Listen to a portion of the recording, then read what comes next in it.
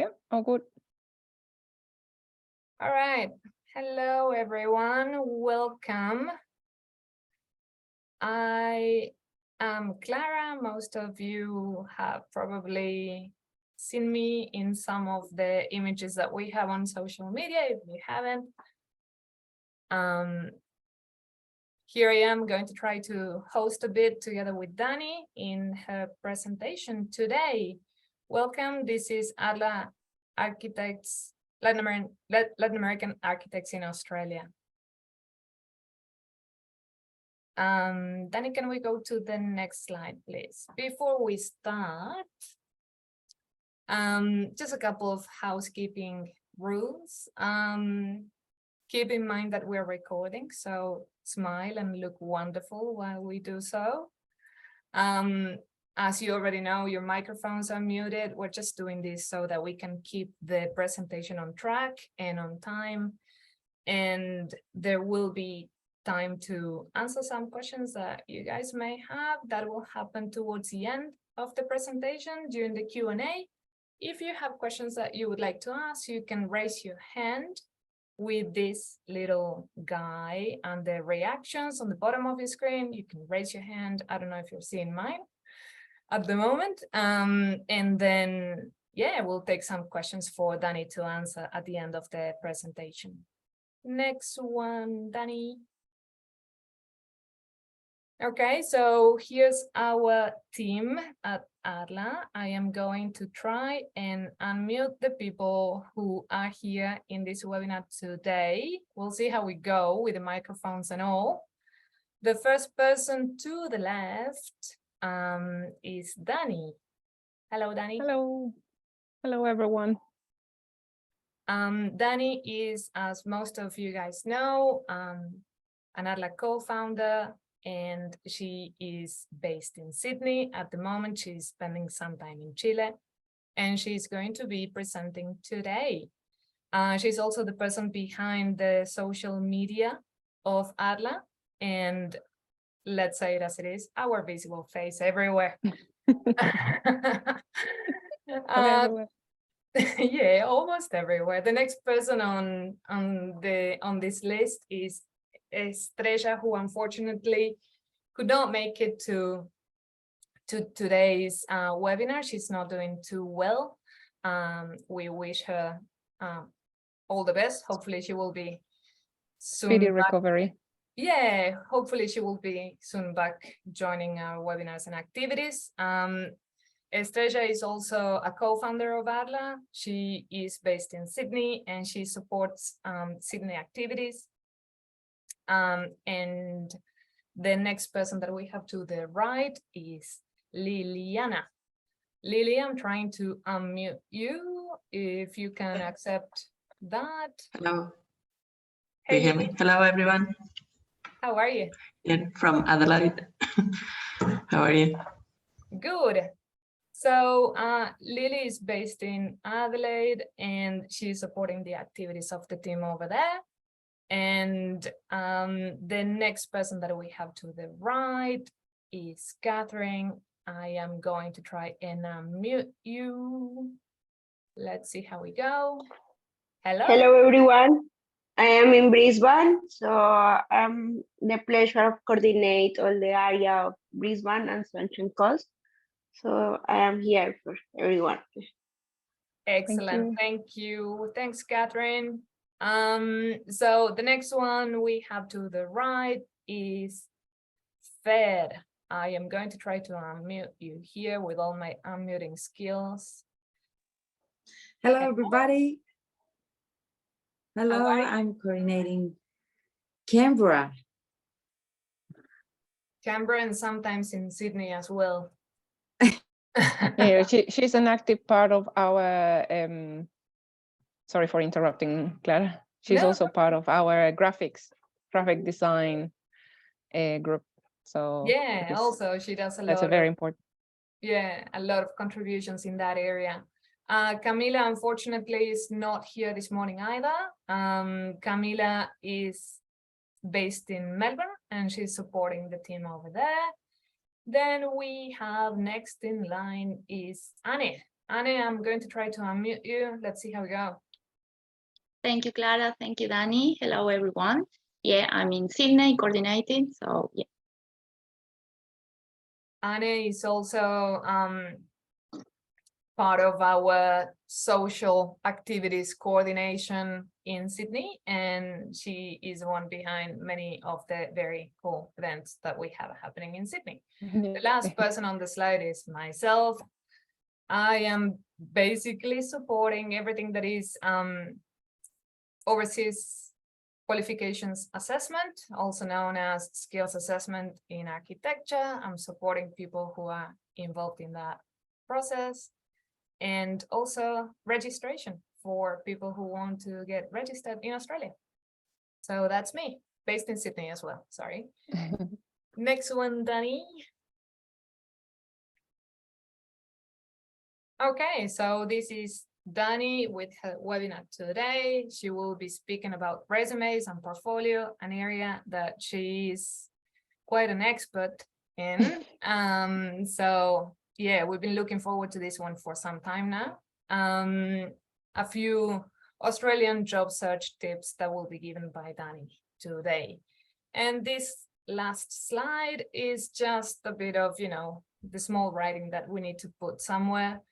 It's generally to say that what we're doing here with ArLA is, you know, trying to provide information that is useful to us all, but it is no way information that could be applied to every individual case or personal circumstances.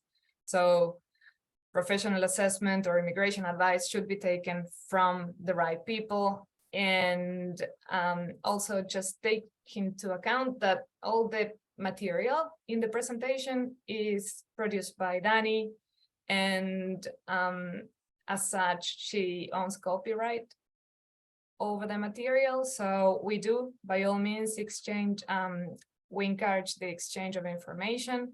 Go ahead and use it, just cite the source. That's all that we ask for. So I think that's it, Dani, and it's over to you. Yep.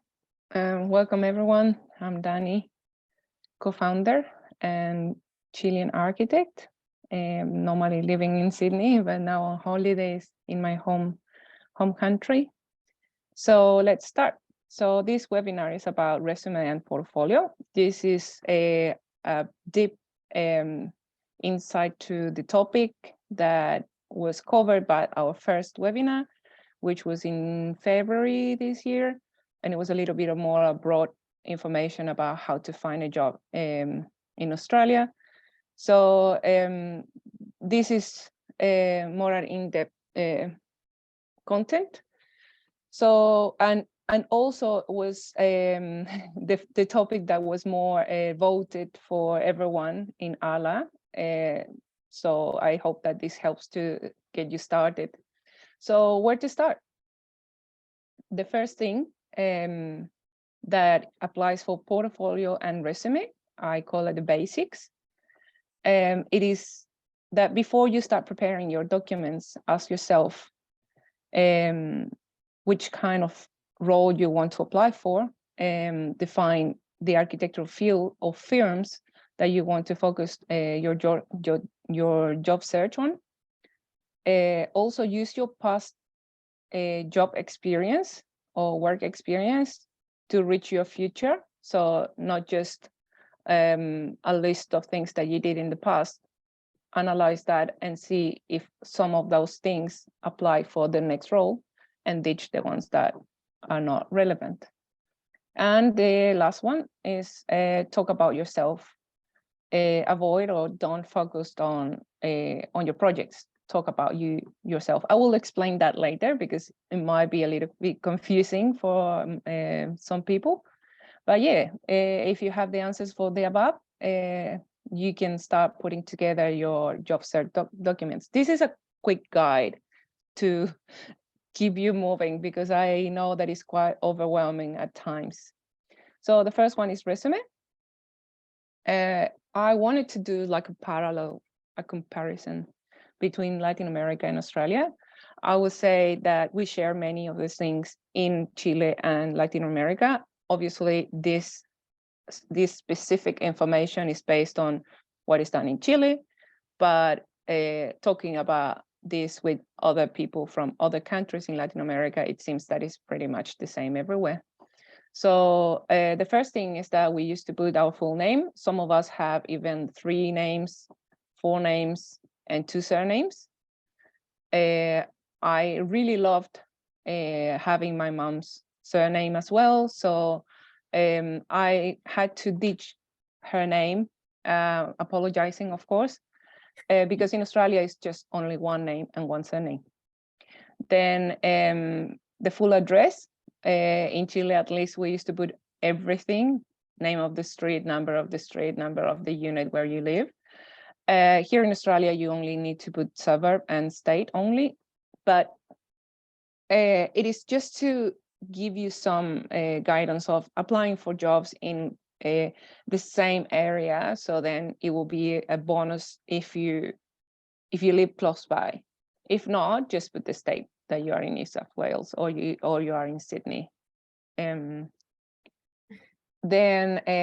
information like the high school where you went, that's typical from Latin America, and especially when you're applying to your first job here, just keep the relevant information, relevant qualifications and training courses that you have done that apply for that job. The other thing is the ID card number.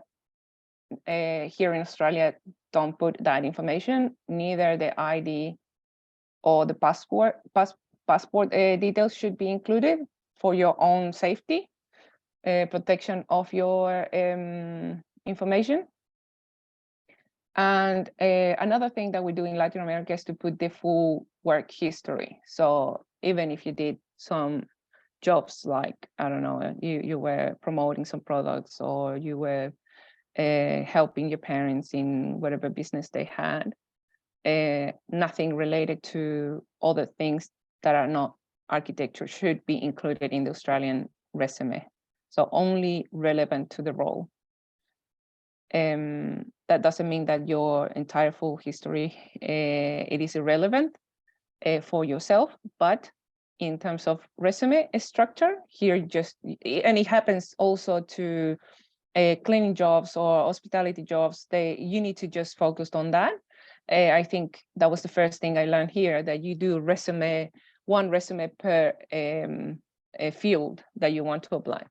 So that applies also to architecture. In Chile and other countries in Latin America, we do 6 years of Bachelor of Architecture. That if you did 5 or more years of studies in architecture as a Bachelor of Architecture, here is considered a Bachelor and Masters of Architecture for job search purposes. This will give you a little bit of a better payment package, like a salary package. And also, if you do the skills assessment, you will keep that like official. And then the last thing, and it's something that obviously at some point hurt my feelings, is that in Chile, I can call myself an architect, and in Australia, I can't because I'm not registered. So if you are registered, that's the only way that you can call yourself an architect. Or if you are part of an office where 2/3, not 1/3 of the directors are registered. Otherwise, you use other words that we will explain later on. So the first part was comparing what you should and shouldn't include. This one, it is a little bit more specific because we are immigrants. We are trying to adjust to the new environment. And most of us at some point didn't have permanent residency or citizenship. So you shouldn't include this information, leave it to the interview.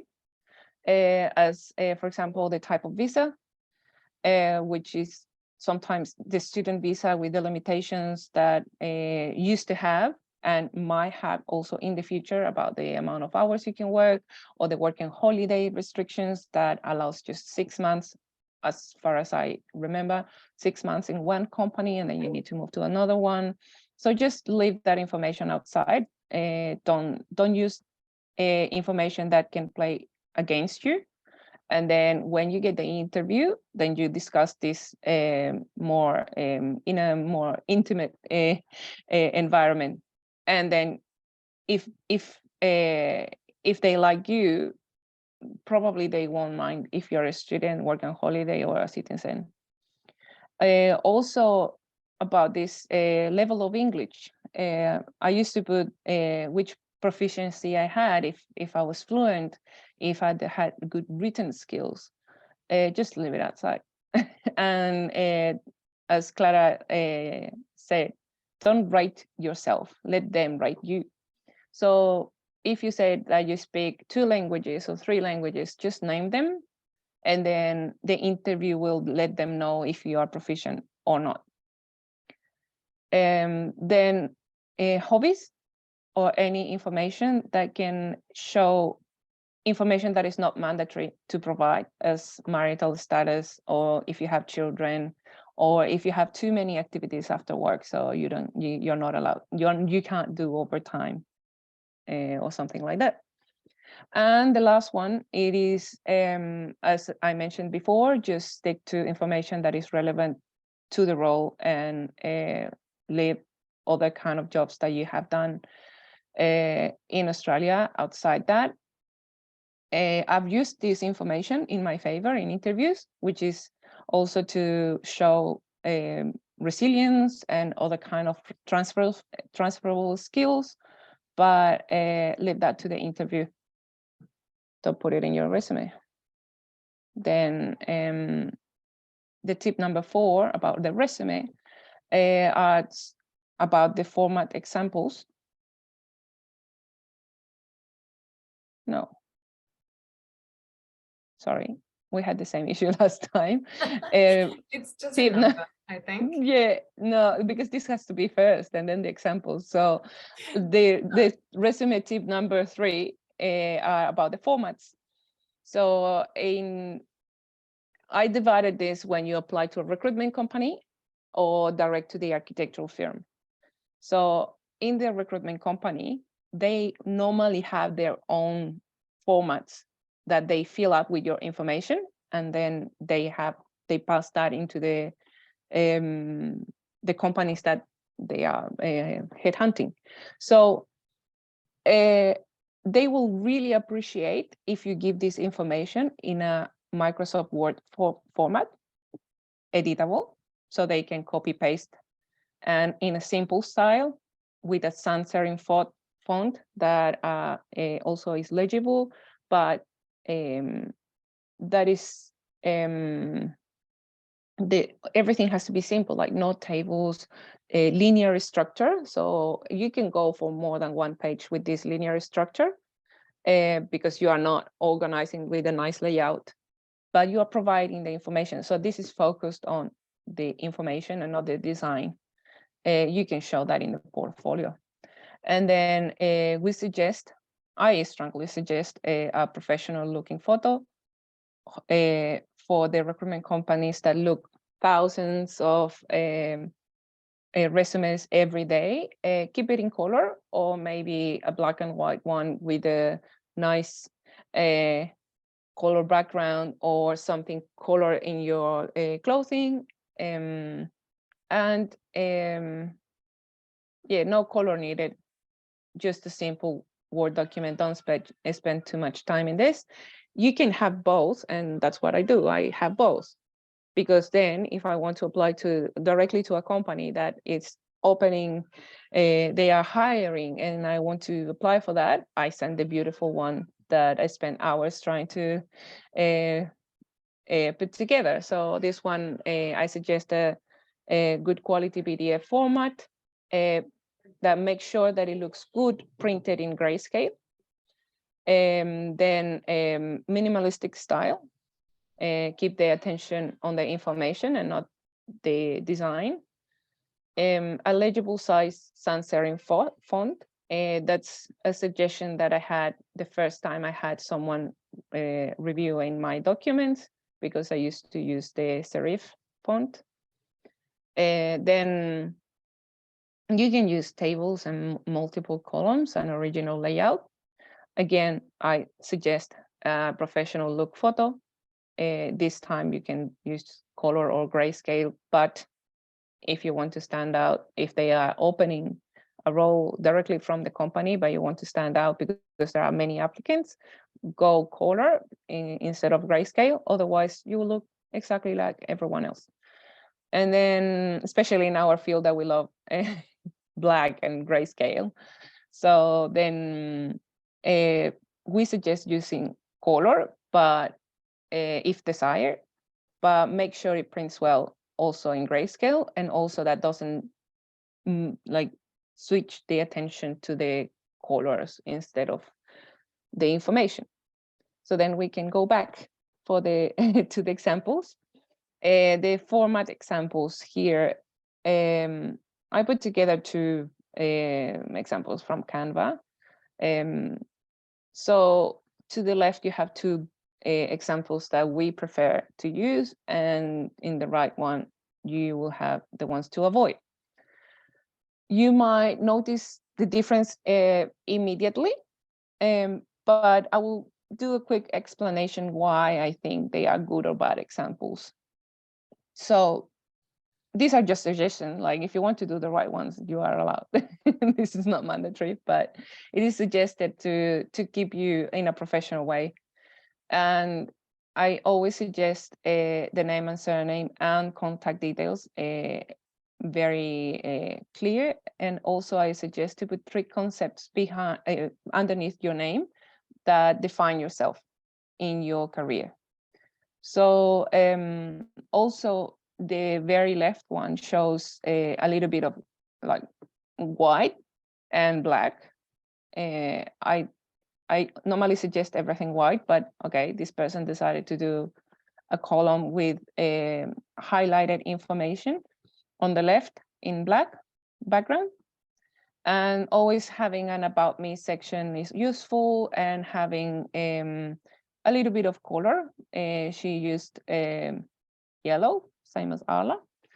And then you have the other one that used the color in the clothing, and also find very powerful to keep your true self. So there is a thing that, well, I started with leaving my natural hair, and in the corporate world, they always suggest to straighten your hair. Don't do it. Use your, if you want to show professional, a professional look, just style your hair, but leave it as you are. Same for the interviews. I like 2 years ago, I started going to the interviews just as I am, and I feel more comfortable, more like myself. So the one on the right, in the preferable ones, it is all white. It is very nice and clear, neat, and also has a little bit of a highlight in the name and surname, and it's easy to print because you don't need to spend too much money in ink. Whereas in the ones to avoid, that we suggest to avoid, the full black thing is not sustainable. It might look cool, but then too much information keeps moves, like shift the focus from the actual information to the graphic information. Also, the font that this person chose is not really legible, especially if you don't have a very common name in Australia or in English. That also makes harder for them to understand and remember your name.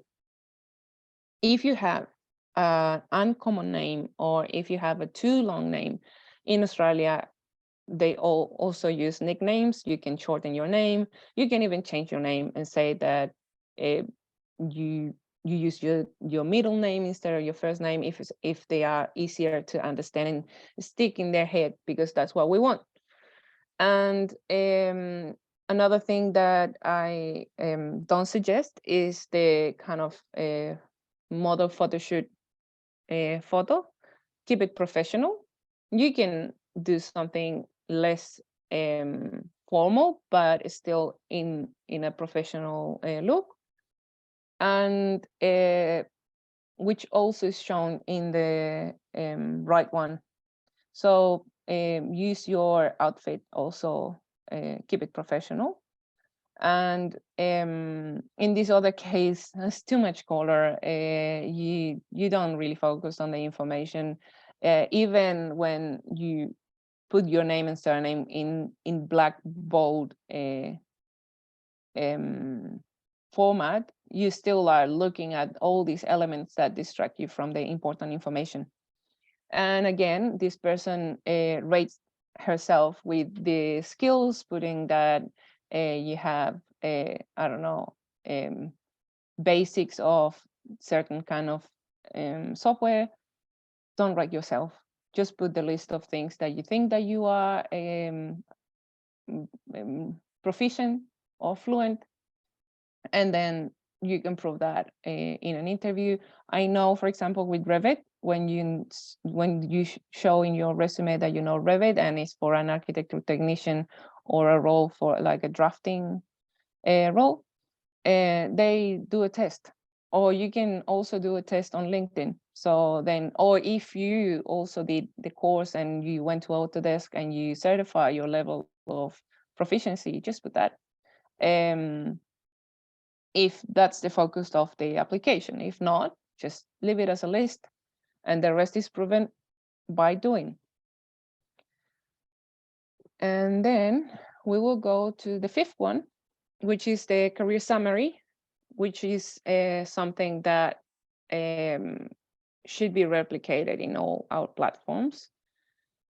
But in the resume one, I suggest putting your company, the company where you were working, and explaining a little bit what they do, the field of architecture that they are an expert, or maybe a little bit of what they have done in the past 10 years, whatever, or if they have, I don't know, 40 years in the industry, little details that will make that company more credible. And then in your role description, I suggest bullet points. Keep it short, keep it simple, and you can add your duties, but that is the standard one. So it's better to add a little bit more, that little extra thing that you did, what you did beyond your duties, anything that you implemented, for example, and it still is used there, or if you implemented any standards, or if you have any challenges, how you solve that challenge, and then at the end, the software that you used, if that's relevant to the role. Because one thing that I've noticed is that in Australia, they target, we need Revit architects, we need ArchiCAD architects, or we need, I don't know, like the proficiency in the software is the deal breaker. Sorry. So sorry.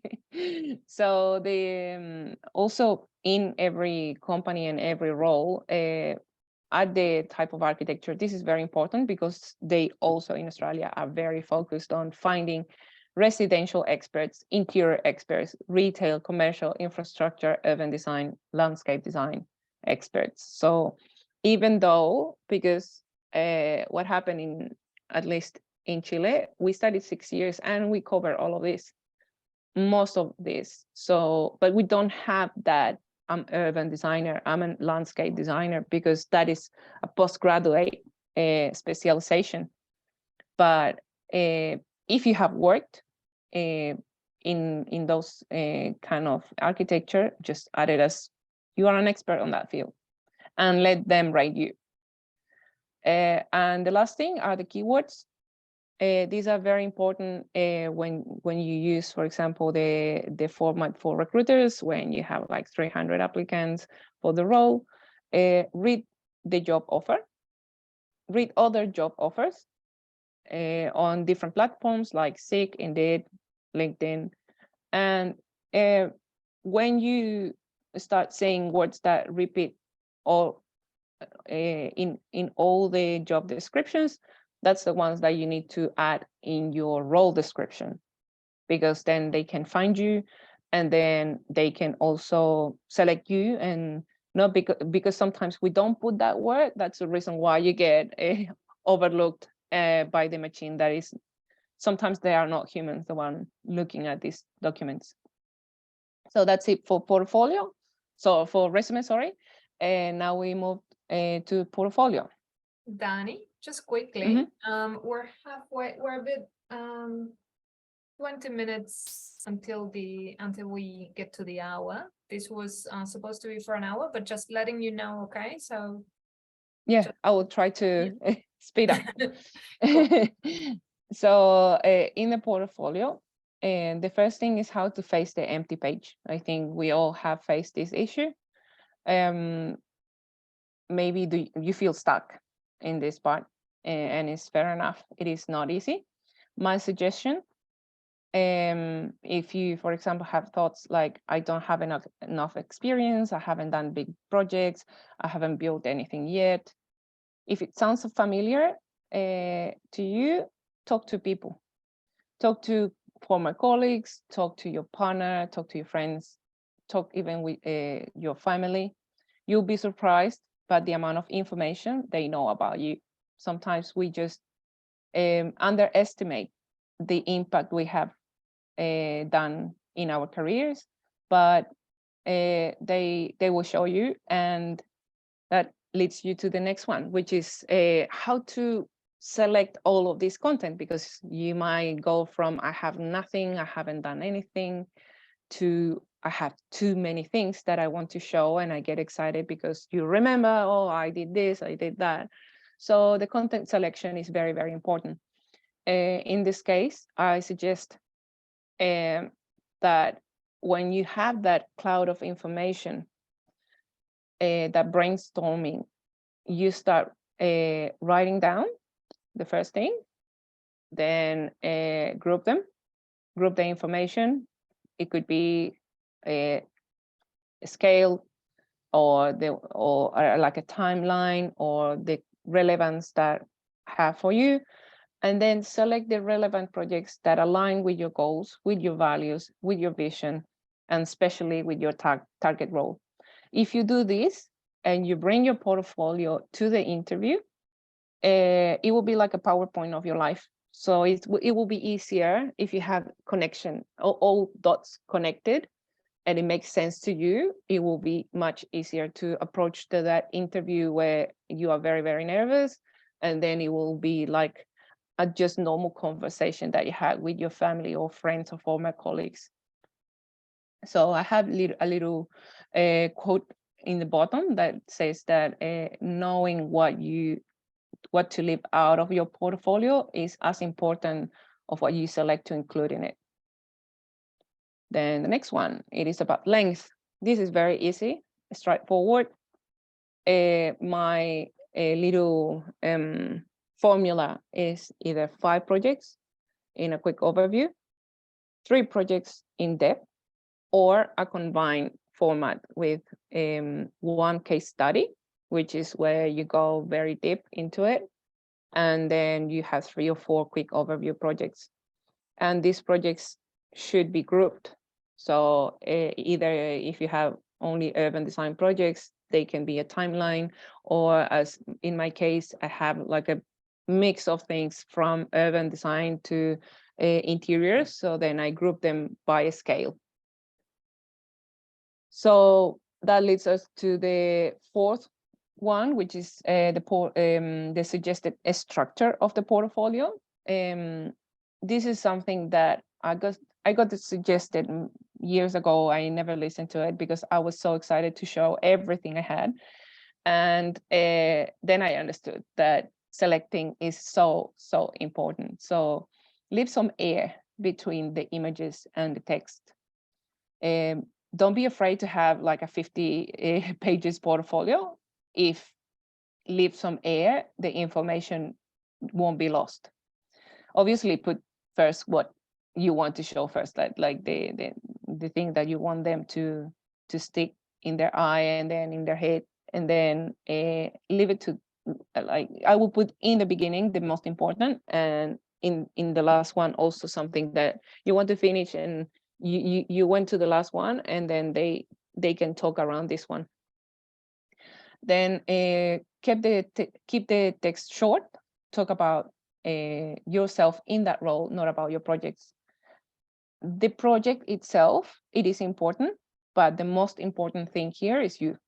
So, for example, I did a school in the south of Chile, in a conflictive area with the indigenous, and I could focus on the renders that I did, the design that I did, the square meters, the budget. But I think the most important thing of that project is the community engagement that I did, all the trying to get the budget out of the system, and also the community participation throughout the entire design process. So that's what I want to show about that project. That's for me the important part. So when you only put pictures, or you only put a description of the project, this is not a portfolio about projects. This is a portfolio about you. Then let the information to stand out, like keep it simple, white format, then some information that is stand out in every page. I'm not saying that everyone has to have a very wide one. You can use whatever format you want. This is just the thing that I found is more effective for people to understand, and also to print, because most of managers, especially the old-fashioned ones, will print this out. I also suggest to bring your portfolio with you if you have a device like an iPad or a tablet, or even your laptop.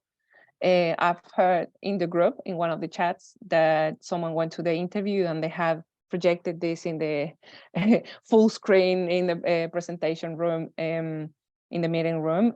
So don't be surprised, these things happen. And if you go with your portfolio as your PowerPoint, you'll feel more confident. And also that will structure the interview, that will lead to topics that you might forget if you don't bring it. And then the last thing is about the graphic information. Sometimes I see portfolios with only pictures, only renders, and I've done that mistake as well. I mean, this whole presentation is also based on the mistakes that I have done, and that I don't want you to do. So this thing about the information is also focused on where do you want to bring the attention. For example, if you want to be a designer, then you can put hand sketches, like concept design sketches. You can put some photos of the final projects. But then if you want a role as an architectural technician or a drafter, or as an as-built documentation expert, you need to focus on the details, on the floor, on the plans. You can do little touches to make them more attractive, but they will also ask you, for example, to bring a set of drawings that you have done if you want that role. So use the graphic information in your favor to show which kind of role you are targeting. And then, again, the numbers, the portfolio, the project information. This is how this is just an example, but again, white, the name of project, and then the type of architecture and some concepts behind that. For example, sustainability, community engagement, or landscape architecture, or interiors, or hidden interiors, whatever you want to put. This one is showing the picture of the facade. And then you have, in a very little one next to it, you have the floor plan. What does it mean? That the focus is in the final product, the design, to show that you are very creative and you are innovating, whatever. If you want to be more in the technical part, do the opposite. Put in big the floor plan and put smaller the pictures that might make the portfolio stand out a little bit more. And then about the project, you can put a section about the project, which is just a normal scale, budget, year of construction, or a status if it's under construction, if it's just a project that never saw the light. You can put it there. And then a section of about me, which is part of the what we were talking before, what you did that, the challenges, the solutions. If you trained someone during that process, anything that you did beyond in this kind of project, everything that show your participation in the project, because we all know that if you are working in a 50-story building, you weren't the one doing everything. So it's good to show what you have done and being honest. I think sometimes the portfolios look very, very attractive because they have good renders and you haven't done those renders. So being honest and put that in the bottom, like who did that render and what was your role in that project? Because everyone in the team is important. So don't be afraid of saying what you really, really did, because that will show up in the interview 100%. And this last advice is about the additional information that I suggest to put in the portfolio, because when you have separate documents, the resume and the portfolio, one of them might get lost. And if the portfolio get lost, won't have any information about you.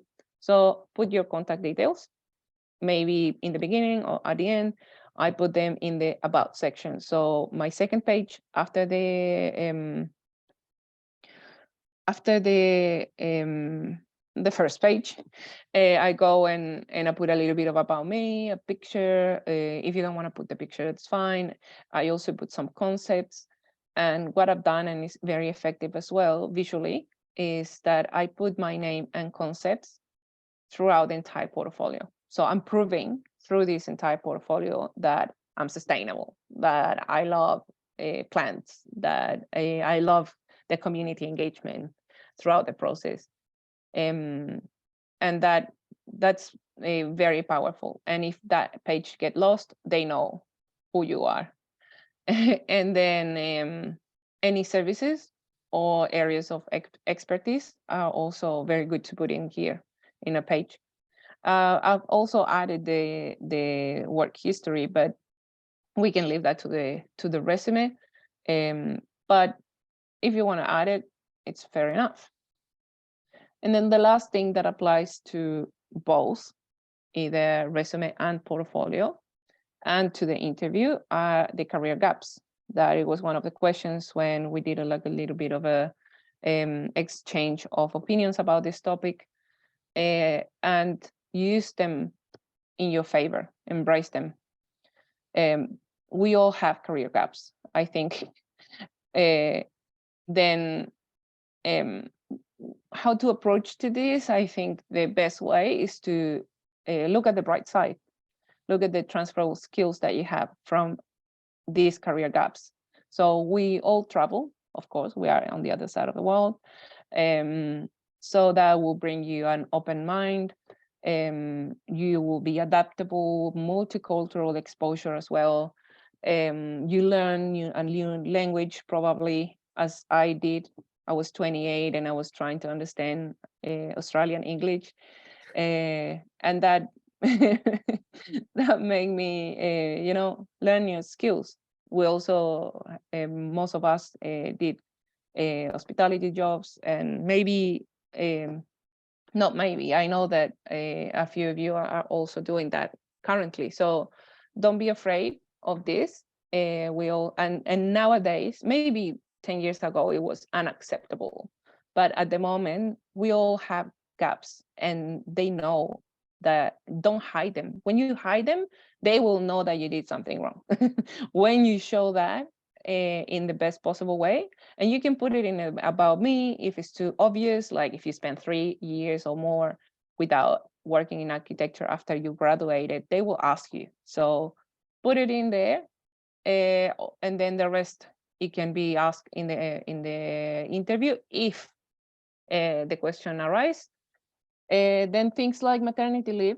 I know that we also have some mothers in the group that will make you family focused. You have strong values, also selfless, because you are putting aside your career to take care of someone you love. And then here we also suggest smaller practices, because they can also have more hybrid work modes. So you can work remotely, you can spend some more time with your baby, and it will be less overwhelming than working for bigger companies.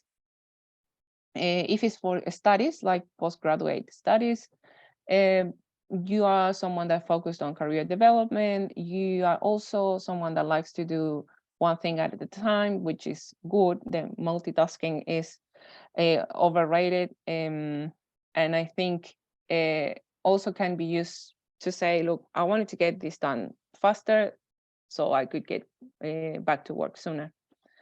And the last one that I wanted to mention, which I find very, very important, is about when you care about a sick relative, because some of us have experienced that.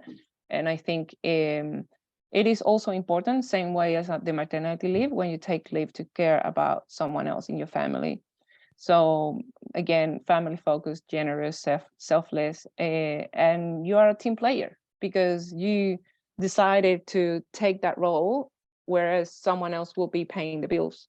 So yeah, that's it. You got this. You got all the information that you need to put your documents together. I just realized that we didn't put the YouTube channel that we recently created, but this will be posted in our YouTube channel, and then we will be sending this in. Maybe we should start putting in social media. That. Yeah. So Awesome, Danny. Thank you. Mhm. That was amazing. I have unmuted everyone. So people who may have questions, you can raise your hand, or if you're too shy to ask a question using your microphone, you can write them in the chat, and we'll have Danny answering some of them. It's 5 to 11, the idea here in Australia anyway. What time is it in Chile, Danny? 5 to 9 p.m. Oh, wow. Thank you for being there so late. No, that's okay. It's not Thanks too so late. much. Danny, are you happy to, maybe after having a drink of water, do you want to answer some of the questions? And Yes, Yeah. and we can stay maybe 10 minutes longer, so we leave like a 15 minutes cool. Q&A section. I don't All know right. if everyone agree. And if you need to go, feel free as well. So drop your questions in. We have a couple of questions already on the chat. Would you like me to read them out loud, or can you see them, Danny? If you can read them, because I'll my read eyes them are a out. little Yeah, bit tired. Of course. So Silva is saying, hi, Daniela, did you say at the beginning that having a 5-year bachelor degree in our home country is the same as bachelor and master here? Sorry, I was hearing from afar. Maybe I misunderstood. Thank you. No, you didn't misunderstood. You didn't misunderstand.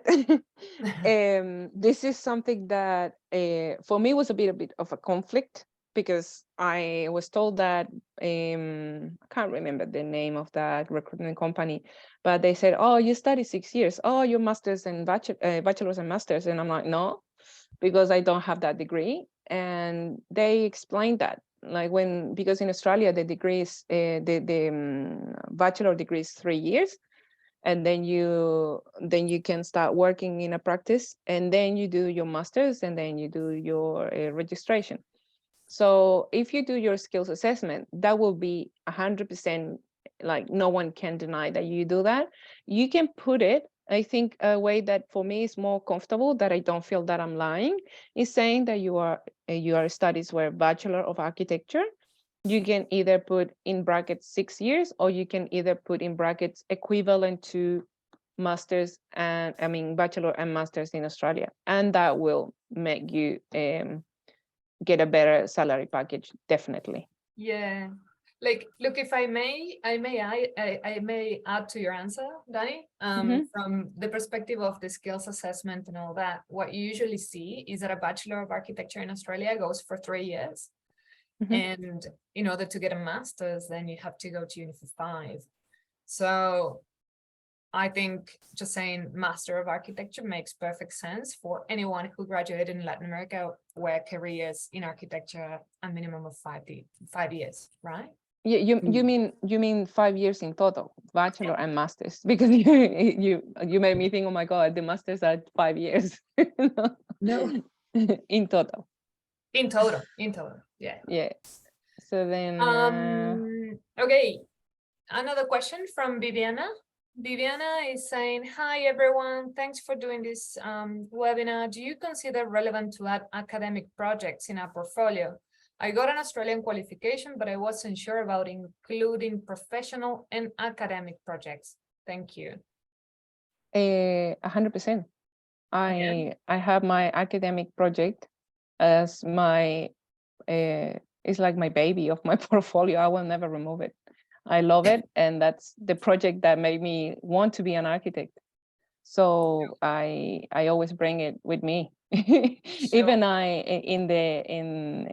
in the last company I worked on, we had this little section of having 5 minutes presentation about a topic that we wanted to share with the rest of the team. It was about, like, improving presentation skills, and I also have a little discussion about design and whatever by the end of the week. And I showed that.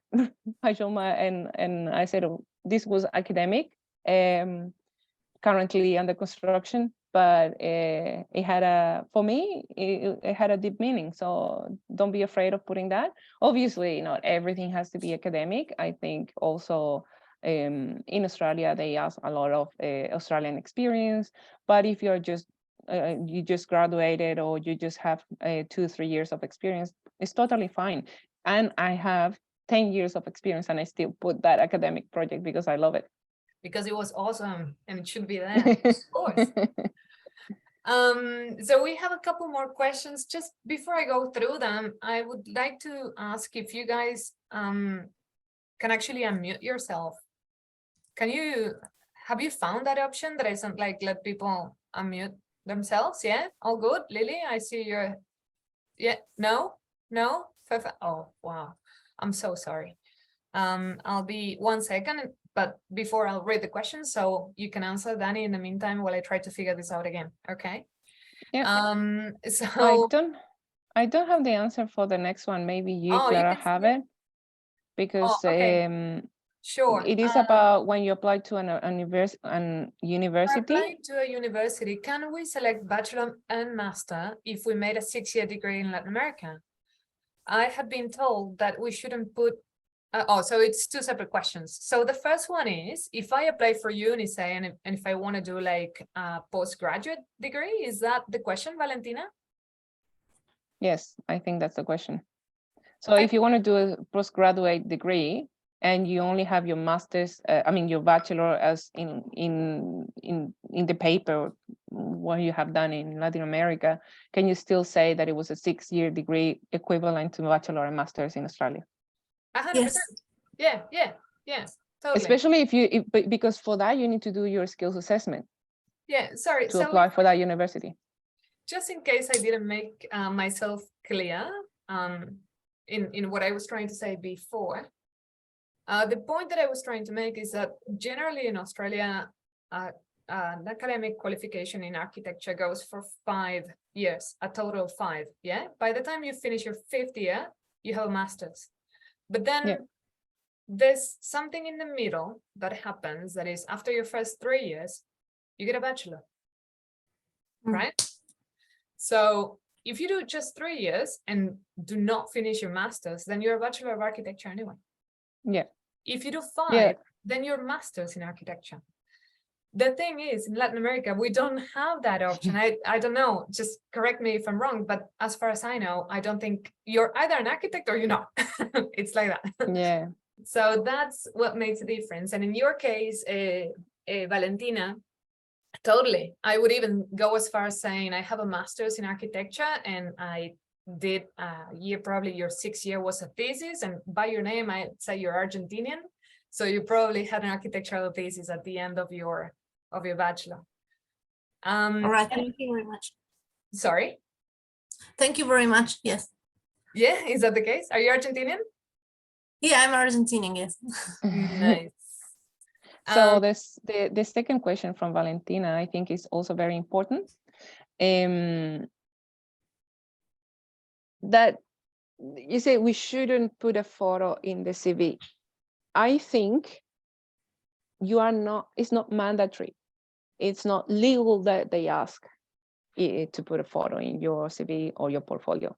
But this webinar is based on my own experience and also my own research through many videos, and also talking directly to hiring managers, talking directly to recruiters, because I've met quite a few, and they all agree that having a CV with photo is much better than without it, especially when you are applying to roles that are in high demand. So when they have like lots of applicants, you will stand out immediately having a photo. It's not mandatory. If you don't feel comfortable, it's more than fine not to have it, but it's preferable because it will make you stand out more from the crowd. So then, But yeah, it's optional. I think they all got confused about the bachelor's and masters. We will need to do another webinar about it. But in another one on the photo situation, I'm no really. My resume doesn't have a photo, and I don't think it's necessarily a problem. Yeah, I don't like the idea of putting a photo on it. No, I know it goes with your personality, I guess. But we all have photos in our LinkedIn accounts. Exactly. So if if you put your LinkedIn on your resume, right, you can put like your LinkedIn page or whatever profile. yeah, I actually forgot They can go that. there. I do. I have that. I So forgot. if people want to see my photo, they can refer to that link and they will find a photo of my Yeah. face on that. What I find, I mean, having the photo in these documents is not mandatory, but I think it is important if you want to stand out. If you think that your information is amazing, good enough to stand out by itself, fair enough. And also in the LinkedIn profiles, make sure that you change your LinkedIn link, because you can do that. If you don't, I can send in the chat a little how to do it. Because LinkedIn will put, for example, mine is Daniela Silva, so it will put Daniela/Silva and like a big number and then a couple of special characters, and then it's better just to remove that, and then you by default. So then, because my name is very common, so it will be like 1,000 Daniela Silva. So then you just go and put Daniela Silva Arc or whatever. Then we'll make it more that you pay attention to that. That will also make this easier to look for if they want to search. I don't suggest putting QR codes or anything that can lead into other websites, including LinkedIn, because it's for security, for cyber security. Don't use space with that. I think it is a very attractive way to show your portfolio that you made in other websites where you can publish, or even lead to your Instagram if you have an Instagram about architecture. So this is just suggestions, and it's about my experience. It was also discussed in the group, and this is the result. And just take whatever is useful for you, and the other thing you can put it in the bin or share it.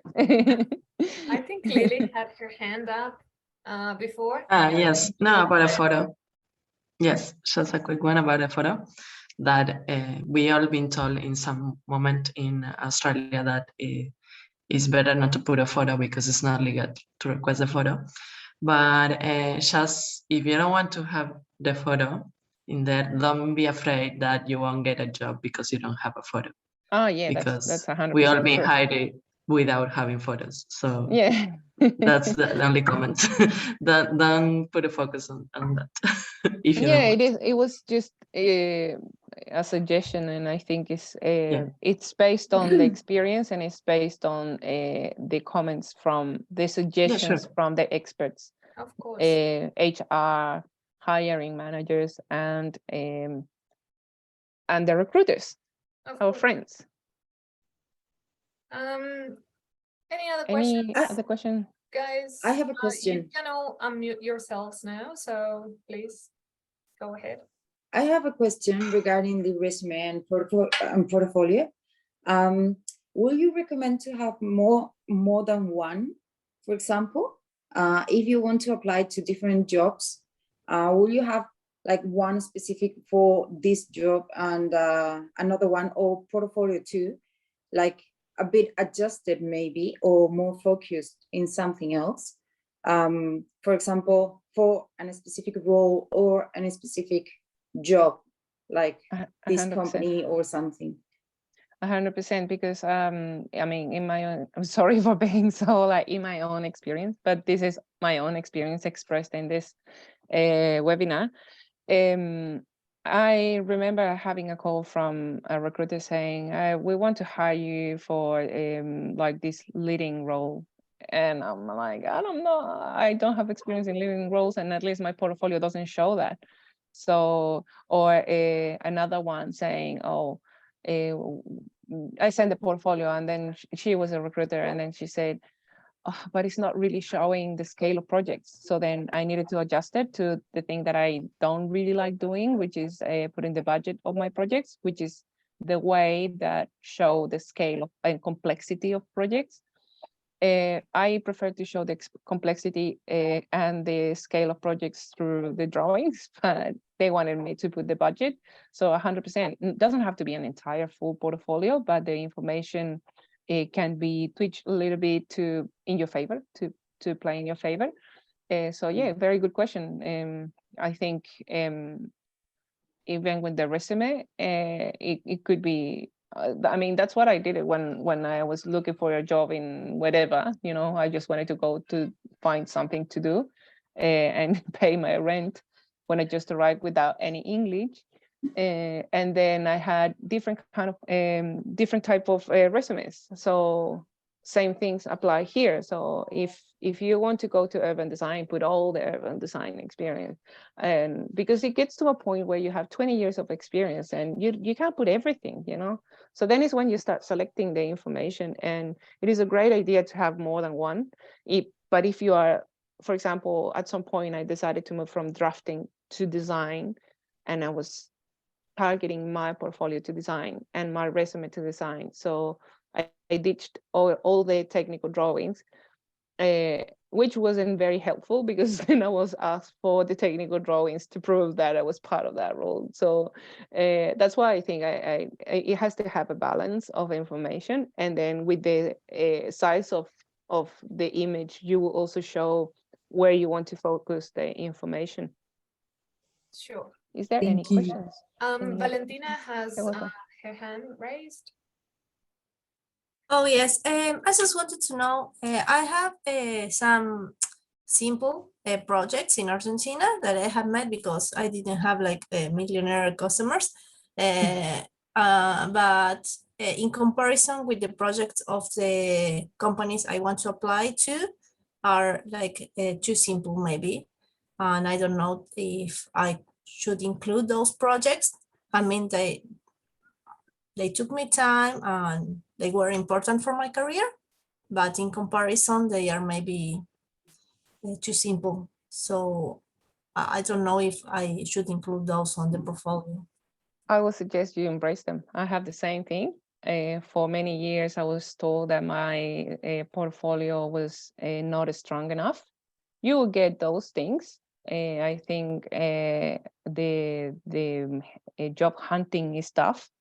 That's why we also want to focus in well-being as well, and when to stop. Like sometimes can become overwhelming, but I think I always have one or two little projects that are too small.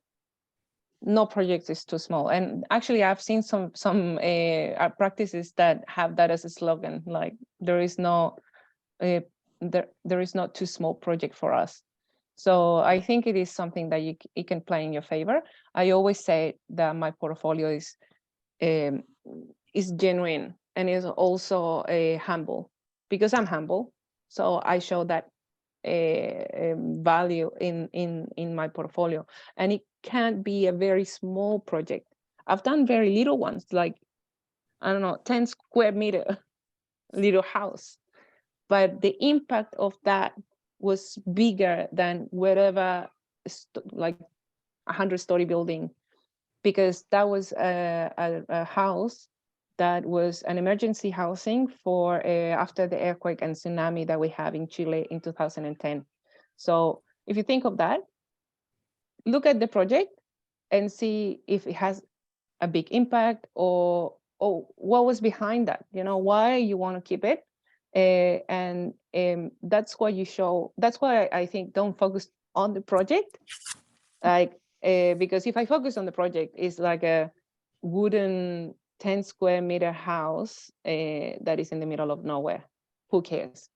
But then when you reword that and you say this was a project that we need quickly to react, it was a disaster response project, and it had an impact in many families because these were for like a rural area. So the houses were very apart from each other. You couldn't just go and build all together, and that's why we needed to build everything from like a prefabricated structure and transport it to these other places. So all of that is important. So the final product, the little render of this little house, which is unattractive, had a big impact. So look at the project in a different way, and we'll never say again that it's too small. Yes. Nothing is too small. Or maybe it could have been challenging for me because I was recently graduated, and how I passed through those challenges and solved it and made it all by myself, for example. Exactly. Yeah. And if that, put what you learned, especially when you just graduated, I think is where we absorb all of this information. And maybe that was the project that make you focused on urban design or sustainability, or you saw the importance of a biophilic design, whatever.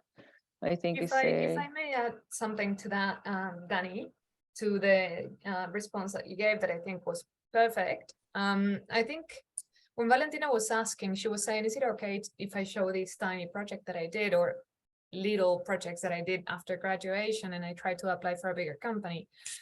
I think it is perfectly fine, and I'm with you 100%, Danny. Just embrace it. Those are your projects. They mean a hell of a lot. Just try to find a way to present them. Now, I think there's something that is important for Valentina to remember, and that would be, is that the firm that you want to go to? If they are asking, they say, no, we just want people who have experience in super gigantic projects, and you need to, know how to do this, and this, when in reality, you don't have that experience.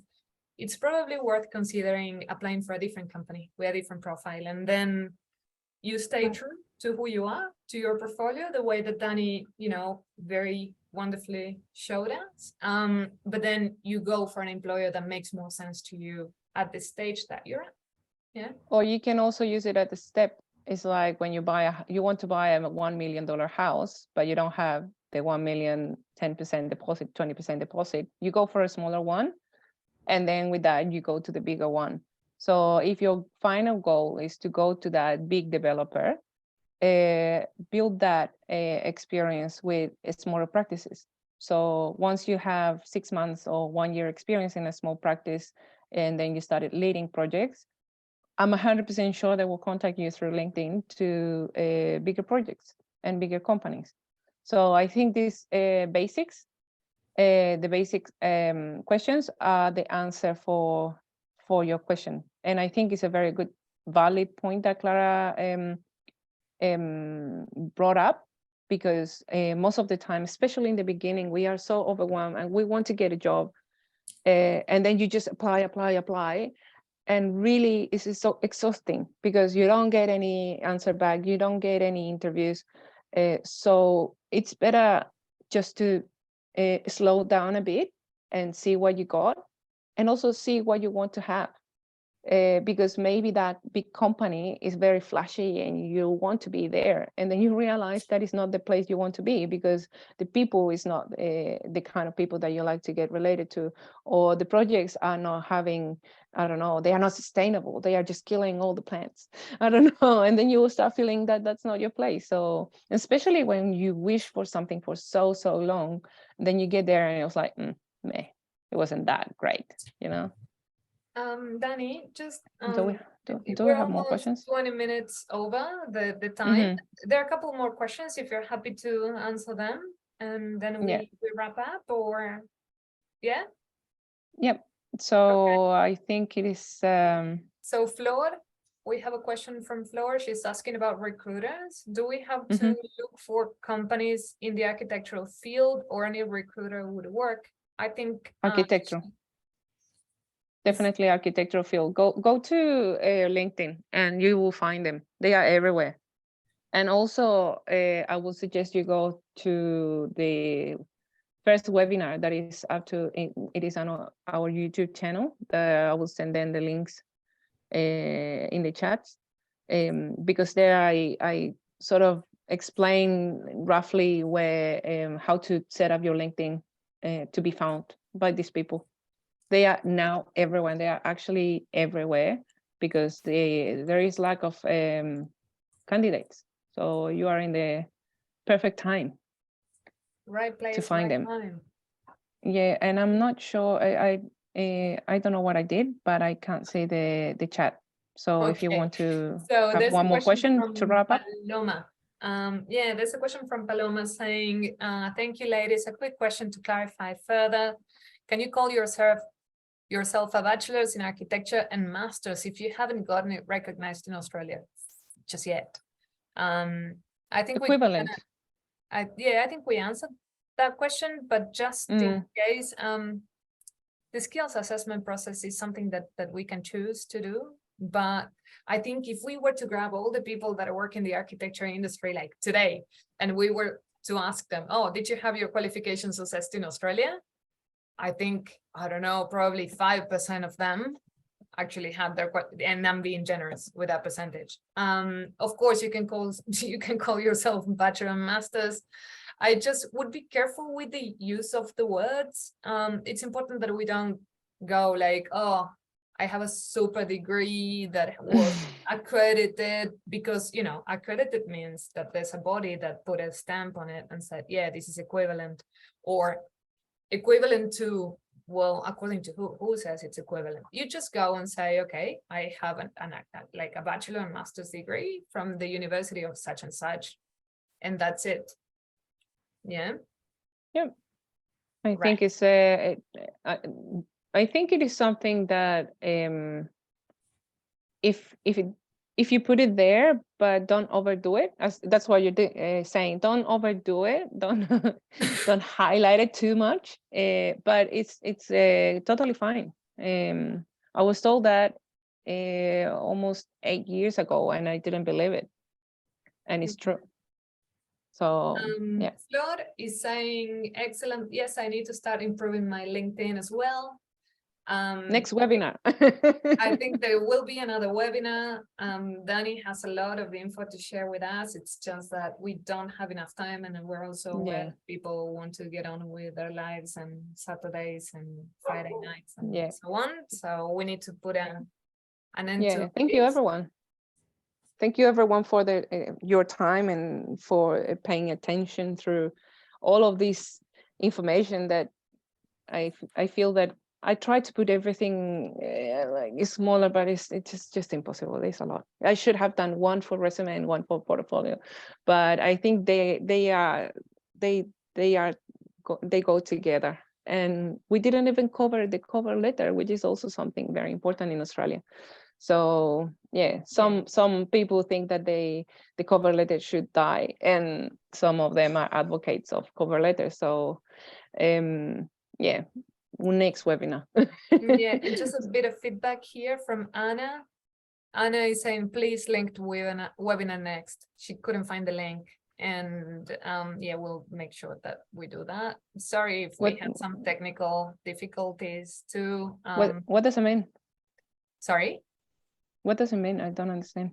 The I link. think she wants LinkedIn webinar next. Ah, okay. The following will be Anna, about LinkedIn. Anna, can you please clarify if you wanted the link This is what to the webinar or if you wanted a LinkedIn webinar? Because yeah, you're right, Lily. I'm guessing stuff here. But yeah, if you want the LinkedIn webinar, I think it's it's coming. Both. Anna wants everything. Great. All right, so let's wrap up. Thank you, Clara, for presenting us. And sorry, I just want to say thank you, Dani, for your time, because preparing this takes a lot of work. Thank you so much, Dani. It was really helpful. Yeah, thank you, Dani. And anyone that you know that didn't make it to this morning, to the webinar, just pass on the link. We'll upload this. If I recorded it correctly, we'll upload it to YouTube. Yeah, I think we can. You can share the link. I think we can stop recording now. Oh yes, I should have probably stopped. Okay, I'll stop now.